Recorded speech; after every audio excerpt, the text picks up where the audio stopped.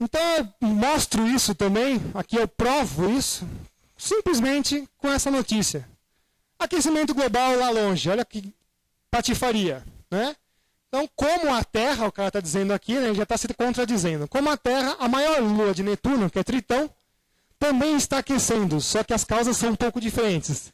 Lá em Tritão, a Lua aquece por causa do Sol, olha que interessante, né? Mas aqui na Terra, que está muito mais perto, não, né? Para quem não sabe, a Terra está só 150 milhões de quilômetros do Sol. Mas a Lua de Tritão está a 4,5 bilhões. Então, se o Sol tem o poder de subir 2 graus a temperatura da Lua de Tritão há 4,5 bilhões de anos, o que será que ele faz aqui no nosso quintal? Nada, né? Não deve fazer nada. Nenhuma influência. É o CO2 que tem influência. E aí eu pergunto para os senhores, como é que será que é a atmosfera da Terra? Esses aqui são os constituintes invariáveis, ou seja, os constituintes estáveis da atmosfera terrestre. Alguém está enxergando CO2 aí? Mas aí você vê um folheto da Prefeitura de São Paulo dizendo assim, a atmosfera da Terra está ficando cada vez mais espessa, porque o CO2 está tomando. Eu não estou vendo o CO2 aí. Alguém está vendo o CO2? Mas tem uma barrinha chamada traços ali de 0,07. Então é traço, o nome traço a gente dá para um gráfico quando eles só aparecem como uma linha, porque não tem como representá-lo. Então o CO2 está dentro daqueles gases traços. E ele aparece na impressionante fatia de 0,033. Eu estou dizendo de todo o CO2 do planeta Terra na atmosfera. Quanto será que é ainda do homem dentro dessa fatia? E é esse cara que está aquecendo o planeta? Não, a gente já viu que o próprio IPCC não fala isso, ele não tem coragem de falar isso. Então, se ele se apresenta numa fração de 0,033, eu fiz aqui um exemplo didático para vocês entenderem o que é isso. Se a gente imaginasse uma cidadezinha que eu tivesse 10 mil casas, tá? Essas 10 mil casas são toda a atmosfera da Terra. Quanto seria de CO2? Seriam 3 casinhas pertencentes ao CO2. E quanto disso pertenceria à atividade antrópica? Seria aquela fração ali. Vocês estão enxergando? Vocês não estão vendo? Eu vou ajudar vocês a enxergarem, ó. A casinha do cachorro seria quanto a gente produz de CO2. E o cachorro não morde, só tem cara feia. Aí eu pergunto uma outra coisa para vocês. Tem uma substância que entra na atmosfera que faz a diferença. É o cara que entra que faz a diferença. Quem será que é essa substância? Alguém sabe? Não vale. Metano. Ah! Essa substância entra na atmosfera e faz toda a diferença. E quanto será que ela entra na atmosfera? Quanto será que ela consegue entrar? Quantos por cento? Seria a taxa máxima. Quem dá mais? Leilão. Quanto? 4%? Exatamente. Então, 4% de água que entra na atmosfera é suficiente para fazer todo esse terror climático que vocês veem. Furacões, tornados, tempestades, chuvarada, etc. e tal. Imagina se entrasse mais água na atmosfera. Acho que provavelmente esse prédio não estaria em pé. Porque a água consegue manipular uma quantidade colossal de energia. E é essa a diferença, e não o CO2. Como é que a água se apresenta na atmosfera? Nos 3 estados. Então ela pode estar sólida, líquida e gasosa. O principal dela é a transferência de líquido para gasoso. E esse gráfico que eu gosto de trazer, que é do Cristoforetti, de 79, ele realça bastante, vocês devem ter visto isso no curso já? Sim ou não? As relações da água e tal. Então isso aí é uma mentira, tá, pessoal? É porque, na verdade, esse gráfico quer realçar um tipo de escala. Ele está realçando a presença da água onde? Nos continentes. Por isso que eu falo que isso aqui é uma mentira. Por quê?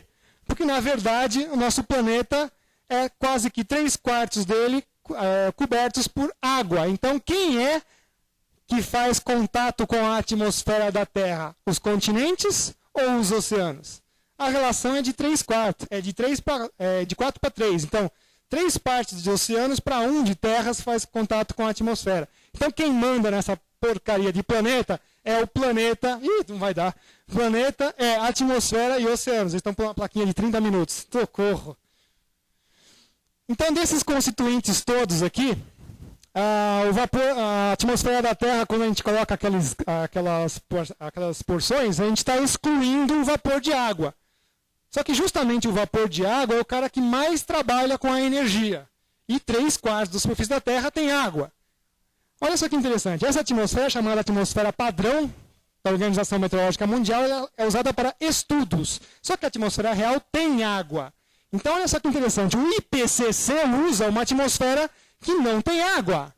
Né? Então, é isso aí. Ó. Na atmosfera do IPCC, não há água. Não é uma atmosfera real. Como é que eles vão justificar esse tipo de estudo? Se eles não consideram o vapor de água. E por que será que eles não consideram isso? Bom, a evolução científica do IPCC. Olha, vapor de água é uma coisa trivial, extremamente intuitiva e fácil de ser estudada. Primeiro relatório, 1990. Logo em seguida, bom, não há evidências que nos levem a desacreditar que o vapor de água tenha outro feedback a não ser o positivo, de aquecer. Seu entendimento na troposfera, que é a primeira camada da atmosfera, é muito difícil, está mudando o discurso, né? E finalmente, no último relatório, no penúltimo relatório, perdão, o feedback do vapor de água e sua distribuição permanecem como uma substancial incerteza nos modelos climáticos. Ou seja, não sei o que ele faz. Em outras palavras, ali é cientifiquez bonito traduzido. Não sei o que ele faz. Não consigo modelar dentro dos meus computadores de 30 milhões de dólares o vapor de água. Justamente o vapor de água é o que faz pôr em funcionamento a grande máquina térmica do planeta Terra. Pega energia da superfície e joga para cima. Por quê? Evapora, condensa, chove. Evapora, condensa, chove. E aí, será que ele participa do balanço radiativo? O que é o balanço radiativo, primeira coisa, né? Então, na verdade, é uma continha muito simples de tudo que entra de energia e tudo que sai de energia do planeta Terra. Então, quem fornece energia é o Sol, e aí o planeta Terra dá um jeito de se livrar dessa energia. Certo? Então, eu estou chamando a atenção de vocês aqui, que esse aqui é um esquema muito bem conceituado das transferências de energia, mas eu quero mostrar mais isso daqui, ó. Tem aqui 23%, quase 25% transportado por vapor de água. E o mais interessante, não aparece em nenhum estudo climático o CO2 fazendo parte dessas relações do balanço radiativo. Ou seja, ele não serve para nada, a não ser para fazer planta. Então, olha que interessante. O vapor de água e as nuvens manipulam cerca de 25% da energia do nosso planeta. Se as nuvens são baixas, elas conseguem manipular de 30% a 64%, dependendo da área espacial que elas cobrirem. E as nuvens convectivas, são as nuvens profundas de tempestade, conseguem jogar de 90% a 95% da energia para fora do planeta. Então é como se fosse a íris dos nossos olhos. Tá? Elas controlam a entrada e saída de energia luminosa, no caso, esse daqui, radiação de ondas longas. E o efeito estufa, afinal de contas? Bom, ele é extremamente necessário e vital. Por quê? Porque justamente o efeito estufa, ele faz com que a Terra permaneça por um período considerável de horas com uma temperatura amena. Porque a energia que vem do Sol vem em forma de ondas longas, quando bate na superfície, é refletida para o espaço em forma de ondas curtas, forma de ondas longas. Então a nebulosidade, auxiliada pelo vapor de água, retém essa energia e reflete de volta para a superfície. Porque se a gente não tivesse o vapor de água e as nuvens, a temperatura da Terra seria diferente. Então tem um estudo aqui, que mostra a energia que a temperatura que a Terra teria com e sem vapor de água. Então, no primeiro caso, nós estamos vendo aí temperatura efetiva do planeta Terra com o vapor de água e nuvens é de cerca de 15 graus positivos. Se você tira o vapor de água e nuvens, o que acontece então? Toda a energia incidente foge para o espaço. Então a temperatura seria de menos 18 graus Celsius, segundo o cálculo de Arrhenius que foi feito em 1896, só que esse cálculo está errado. Por quê? Tem uma fórmula muito complicada, que é o sigma T a quarta. Então Arrhenius tinha preguiça de fazer extrair a raiz quarta, né? Imagina, em 1896 não tinha computadores de 30 milhões de dólares. Então, extrair raiz quadrada já é um saco. Imagina a raiz quarta, né? Então, o que ele fez? Ele somou tudo, tirou a média e foi para a raiz. Essa propriedade matemática não vale. Então, recentemente, foi publicado um estudo alemão e a conta foi refeita do jeito certo. A temperatura da Terra efetiva seria de menos 129 graus Celsius. Ou seja, quando a nossa querida Fátima Bernardes, da Rede Bobo de televisão, fala que nós devemos combater o efeito estufa, eu acho que os senhores podem mandar para ela um tijolo de presente para ela servir no jantar do Bonner. Porque nessa temperatura, nada mais na Terra vai viver. E eu ouvi dizer que a gente faz fotossíntese. Então vocês podem mandar de presente para ela um tijolo, que assim ela serve no jantar. É muito bom, né? Não precisa de sol para viver.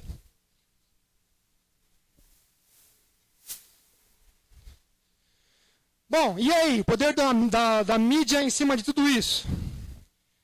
Então a mídia faz o quê? Faz o seu papel honorável de chamar alguns cientistas engajados na causa, excluir os cientistas que são contra a causa. Enquanto isso, uma grande maioria de cientistas vai ficar fazendo o quê? Fazendo estudos sobre o crescimento das flores dentro do salão da Unesp sob iluminação artificial. Porque eles ficam lá esperando, opa, o que será que vai acontecer? Quem que vai ganhar dessa briga? Aí depende do lado que ganha, eu estava falando que era assim, né? Ninguém tem coragem de fazer como eu estou fazendo aqui, pondo a cara para bater. Isso aqui tem um custo? Para mim, tem. Um custo acadêmico, um custo profissional. Pergunta se eu tenho linha de pesquisa, se eu tenho financiamento. Então a ciência tem donos, porque eu não falo a mesma língua deles. Mas eu prefiro falar a linguagem científica do que a linguagem da falácia. E aí vem a mídia, né? A reação da Terra. Quem mandou fazer prédio na beira do mar?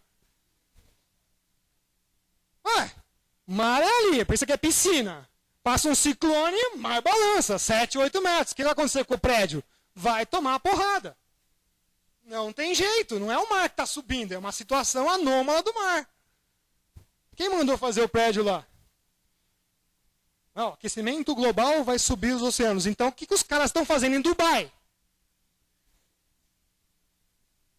Prédios de sei lá quantos milhões de dólares quase dentro da água. Alguns são dentro da água. Estamos fazendo um prédio bem alto porque vai subir muito o oceano. Não, não é.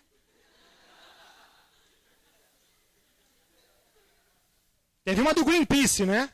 Uma empreiteira processou o Greenpeace porque eles não conseguiram vender nenhum dos imóveis que eles fizeram na beira do mar. Aí falou assim, prova que isso aí vai subir. Causa ganha, o juiz deu. Se ferrou o Greenpeace. Pagou a indenização.